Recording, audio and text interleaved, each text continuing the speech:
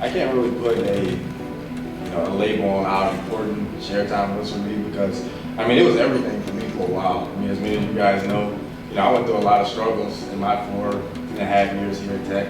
Went through numerous surgeries. Seems like I could never get things on the right track. So there was a point in time where, Friday night Bible study, Friday night share times kept me going through the week. You hang your head and you feel sorry for yourself. But like I said, somebody mentioned earlier that Johnny kind of keeps things in perspective.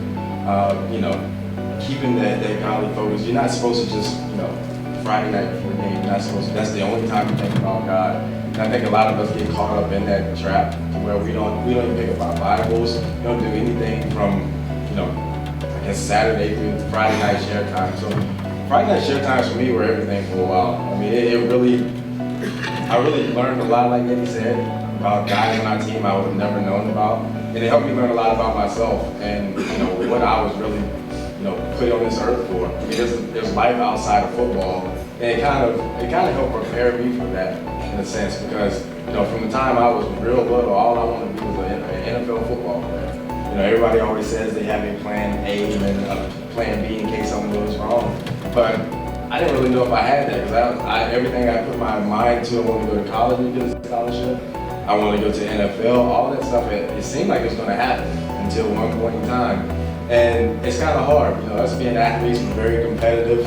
We have egos. And then when you, all of a sudden, you can't do what you're used to doing, it's kind of hard to accept that. But those share times with Johnny helped prepare me to understand there's life outside of football and I have a purpose outside of just going out there and playing full quarters.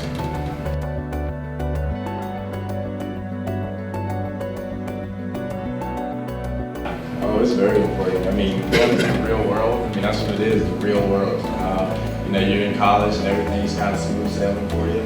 But going to the real world, you have to stay grounded in the Word.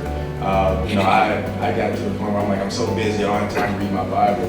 But, every night I go home and sit on my couch, so I read my Bible right on my coffee table, right in front of me, just as a reminder, so I don't have an excuse, because I see it every day. So I don't have an excuse not to pick up my Bible and read it.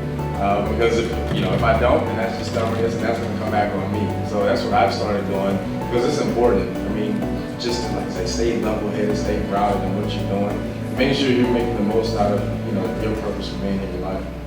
Thanks, Kenny.